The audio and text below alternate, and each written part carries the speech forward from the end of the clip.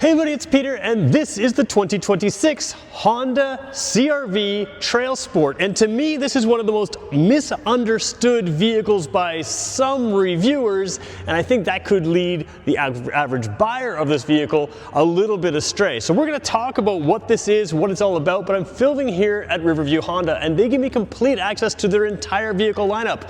You may notice the logos behind us are the motorcycle lineup, or the off-road vehicles, that kind of thing, the power sports division. I obviously am focused on this channel on all the power sports I can, but we're going to go through a number of vehicles as well, especially as we head into the winter here in Canada, so we can stay up to date on the motorcycles. But if you want to know more about this vehicle, I get to come back to these things again and again and again. So hopefully this video is designed to give you some answers, but if you have questions that I don't get to, just let me know in the comments below, and we'll come back to this over and over again. Now, I did review the CR-V when it first came out in this body style. That's on my channel already, so feel free to subscribe if you're interested in all that, and we can come back to that. But do me a favor, obviously it helps me out if you leave a like, leave a positive comment, and really if you just find a couple videos you like, watch them to the end. That helps me grow, gives me more access to more things. All right, let's get going with this review. So those of you who have followed my channel for a while know that I like Honda's hybrid system. It's a unique system, and we won't go into all the details in this video, but you should know that I drive a vehicle with almost the exact same powertrain as this, which is the hybrid powertrain from Honda, and this is the same basic components in the CR-V as in my Civic. So I have a Civic Sport Touring, mine happens to be a hatchback. It's almost like a mini SUV, and we'll talk a little bit about that when we talk about this car.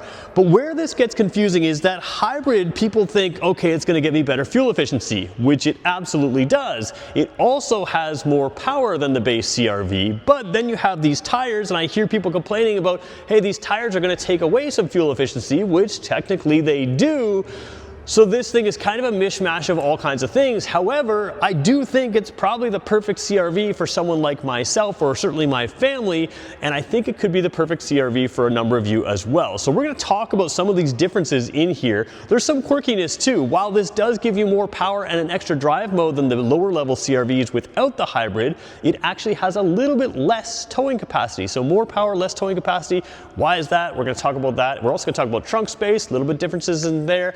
Cargo space is the same whether you get any CR-V, this one, or the hybrid or non-hybrid. But let's talk about some of the differences in this. And let's just start right here with the front wheel and take a quick look at it and talk about why this is different and why I think it's good. So when I do my motorcycle reviews, I always look at the front tire of a motorcycle because you can tell the manufacturer's intent of a motorcycle by looking at the front wheel. And while that doesn't transfer to cars in the same way, it kind of does here. This is a rare tire in a vehicle of this class. Now, what they're doing in this class in general, and in a lot of SUVs, is they're giving you these sort of off-road modes. They give you off-road drive modes, they give you a beefier look, but a lot of the time they stick standard road tires on those. Sometimes they'll give it actual a couple-inch lift and still have standard road tires. Now these of course are regular road tires, but you can tell they have a lot more traction than a typical CR-V. To me, for the average crossover buyer, mid-size to smaller crossover buyer, this is the way to go. Put great tires on it. Don't worry about the suspension lift. Don't worry about other stuff, but put tires that are going to be a little bit more rugged, a little bit more available to some of the traction that people will actually go on these things or go to with these types of vehicles, and you gain some performance. So let's talk about why this matters and how it affects the hybrid and everything like that. So unlike the average auto reviewer, and I'll include myself in that, manufacturers do a good amount of market research, and sometimes they get things wrong. The people want more off-road ability from their small crossovers, and the Honda decided to do it by not giving this thing a lift, but giving it better tires. But they also want more efficiency. So here's where things get kind of weird, and I think Honda gets it right. If you have someone that wants ultimate efficiency in the Honda lineup, you're going to do exactly what I did and buy this powertrain in the Civic. It's only a front-wheel drive, but it's going to give better fuel efficiency than it does in here. However, if you want something that gets ultimate off-road ability, you can move up to the Passport, which is another 5-passenger vehicle from Honda, which I will be reviewing soon. That Passport has a V6 engine. This one has better fuel efficiency. So what you're getting really in this vehicle is the ability to have the traction where most of us need it. Most of us us will go camping, we'll go to cottage roads, and if you live in the Fredericton area like I do, there's all kinds of dirt roads, all kinds of poor roads, where having a little bit of extra traction, including if there's a little bit of snow falls and you don't have snow tires on, having a little bit extra traction is all you need. You're not needing 12 inches of ground clearance to go crazy off-road. You just want something that's going to give you a little bit more grip at your farm, at your country property, at whatever it is that you're going through, or even camping, and that's what the tires do. So yes, the tires will take away a little bit of efficiency, but here in Canada, you've got 6.7 liters per 100 kilometers, which is 6.3 city, 7.2 highway. We'll talk about that in just a second, but the reality is no matter what, you're still getting better mileage than the regular CRV, the base CRV, even with these more aggressive tires. So more power, better efficiency, and better traction off-road, that's what buyers are looking for in their small crossover, and that's what this has. All right, let's move to the back. I want to talk some cargo space, and then we're going to work our way to the passenger seat or rear passenger seat and driver's seat and show you some of the things in there. So a couple things worth noting. This one has around 1,000 pounds of towing capacity compared to the base CRV, which actually has a little bit more. Now we should talk about why that is. These unibody vehicles are designed to have most of the weight inside. When you put a trailer on, that puts the weight out back. Body on frame vehicles or unibody designs that are designed to tow from a primary perspective will have more towing capacity, and that's why you have things like the Passport and that kind of thing, or even the Ridgeline, which is again designed to take the weight out back. So this one has more battery weight in the rear, and that battery weight is going to affect some of the cargo space, because underneath this floor, instead of having a little bit of a 2-layer floor, this is the standard level that you have, and that's all you have. So when this is in this level, in a regular CRV, you have the exact same amount of storage space. You don't really lose any, but you do lose the ability to have some underfloor storage here or a little bit extra because you've got some battery packs back here. Again, nothing crazy, nothing too much, but you've got some electronic components and other things which will limit your technical overall component. But this CRV still has massive luggage space. If you look at this generation, it's got tons of luggage space, so it's again much bigger than the Civic, much bigger than the HRV. So those are what the real reason you would want to buy a vehicle like this. Lots of space, and if you've got dogs like me, they've got space back here as well. So you've got that, but there's a couple other things that are a little different. First of all, you can see some trim differences in the TrailSport. You've got the hybrid badge, which is blacked out. You've got the CRV badge, which is blacked out, and the TrailSport badge, which has that orange logoing. That's really what tells you this is the TrailSport from behind. The hybrid has dual exhausts, sort of. This one's fake, it's got a plastic panel in there. This one is where your actual exhaust comes out. You don't need dual exhaust, but they're giving you that sporty kind of look to sort of show you that this is the one with a little bit extra power. Taking a look at more practicality and design details, I want to point out that the roof rack here, the roof rack bars, basically can mount roof rack bars from all the way back here to all the way over here. And what that means is if you have a long roof box, you can really stretch out where it mounts. If you have something like a canoe or a kayak or that kind of thing, you can again stretch out where it mounts. That makes it easier to mount them, more secure as well. And the roof racks on the TrailSport are standard on this model. You got the black door handles, that's also standard. The black mirrors, that's part of the TrailSport package. And you have the little bit of plastic around here. So again, those bigger tires may catch some stones if they're shooting anything up. You've got that plastic rather than the painted areas. So that's going to keep your vehicle from getting stone chips. Now what we're going to do is take you inside. I want to show you the rear seat first, and then we're going to go to the front seat as well. So on a vehicle that's designed to be a little more rugged, again, every CRV has this, but it's going to matter more on this TrailSport here. As you open the rear door or the front door, you're going to notice that the door wraps all the way around to the bottom here. What that means is when you get out and your leg brushes against the vehicle, as it often does on a slightly taller vehicle, this area has a rubber seal here, which is going to keep that area clear and clean. So if you're heading down those muddy dirt roads or cottage roads or camping roads or that kind of thing, as you get out of your vehicle, you're going to have a clean leg if you touch up to the paint here. Now I've got some of my stuff sitting here. We're going to move that aside. There is an armrest here. I probably won't point that out. We're going to go full wide angle for a second, so it's going to skew the view a little bit here. As we jump in the seat, Honda does one thing that I think is just dated here. As you look here, there's no pocket here. There is a pocket there. Now the reasoning that Honda has put a pocket here used to be the driver would have to access the map book, right? So you'd have a, not MacBook like a computer, but map, M-A-P. And that would be within reach of the driver. Nowadays, these are used by your backseat passengers, and for whatever reason, Honda doesn't really like putting one in on both sides. I don't understand that. Now on my Civic, which is a very top-of-line Civic, in Canada anyways, you don't get the rear vents, you don't get forget the rear USB ports. So you have two USB-C ports here, and you have rear ventilation. You also have a almost flat floor, very slight bump there. The TrailSport gives you these rubber mats in here, and I'm a 6-footer and I have a ton of space here for my legs. So the CR-V is very good to its back passengers, with the exception of only the right side gets that pocket. Let's flip the camera around and show you headroom. All right, we're getting a little glare from this light here in case you're wondering what that is, but headroom, again, I'm about 6 feet tall and I'm just hitting my elbow on the side here, my watch, but the headroom here is absolutely fine. The other thing is these seats recline. Whoa, a long way, I pulled that the wrong way. I'd like to normally do it reaching over my shoulder with the other hand, but you can sort of, the recline position here, I wouldn't say it's laid down, but it's very laid back. So if you have rear passengers that are here for a long road trip, they're absolutely going to be comfortable in these seats. It's a 60-40 split, so this one pulls down with the middle, the far side pulls down with just that. Obviously they fold down as well. You can make this for massive cargo space, but rear seat comfort is excellent here. I will point out as well, if I can try to, oh, see, I gotta reach over my shoulder to do it properly. I will point out as well that these are cloth seats in the TrailSport, which I kind of like. That works better with things like heated seats, which you get in the front. Let's talk about the front right now. So full disclosure again, I am on the wide angle camera. That is going to skew the view a little bit as we hop in here. I do want to show you that this car has, again, things that are an upgrade over the Civic. Mine, this top of the line Civic, has powered seats but does not have a power lumbar adjustment. I feel like that was a miss here in Canada. They have it in, I think, Australia in that car.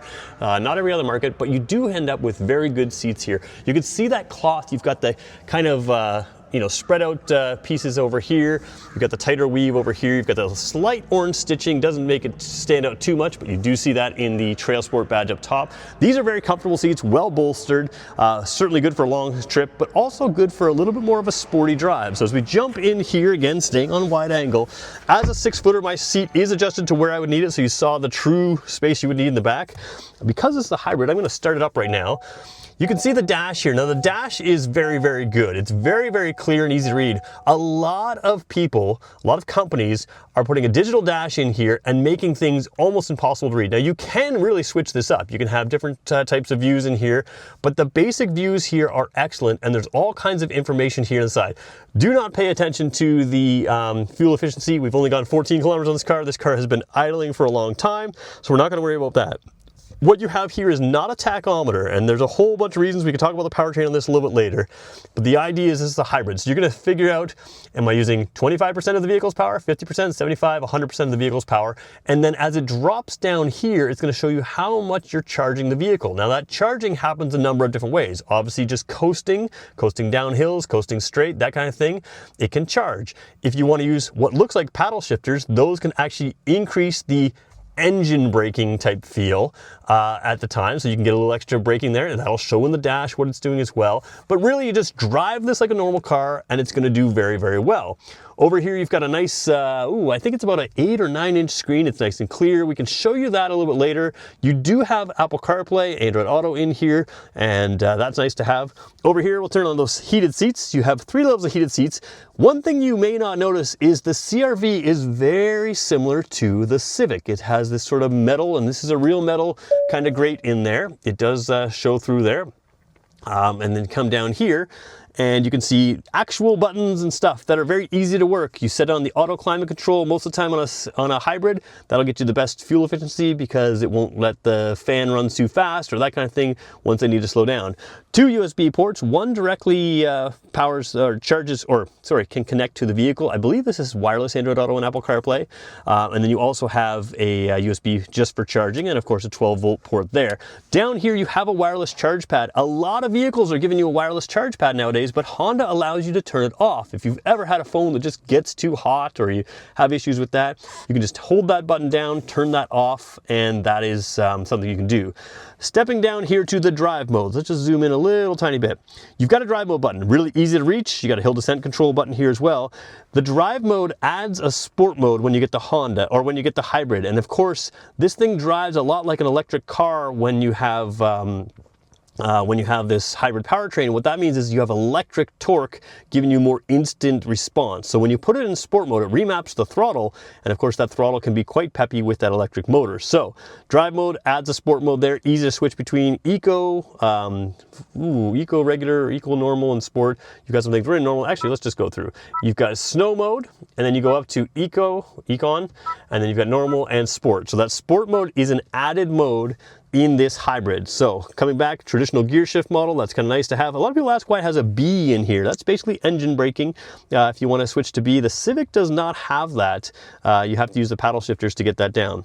2 cup holders in here, decent size box in here. Now, my Civic has a little tray across here. The CR-V does not. I'm not sure if that's just this vehicle or if it does not come with that. So you guys can let me know in the comments below if you know this vehicle. One other thing I really like, has a sunroof, and it's appropriately placed above your head. A lot of vehicles, kind of the design of them puts the sunroof almost behind where the driver can see it and feel it and that kind of thing. You don't have that here. The other thing with Honda, you've got the typical stuff behind the mirror here. Honda has a whole whack of safety features. It's a really good vehicle for safety. So you have good comfort, good visibility, good safety, all up there. One thing I will point out, there is an extra internal sort of light here. It is orange. I believe that is orange for the TrailSport. I don't believe that's customizable. Some cars customize it, but again, you have that there. So nice things to have. Overall, the interior, you've got tilt telescopic steering wheel, heated steering wheel right there on the wheel. This is the same steering wheel I have in my Civic, same controls here, so it's very familiar to a lot of people. You have the lane following button there. You've got cruise control, which is a smart cruise control, of course.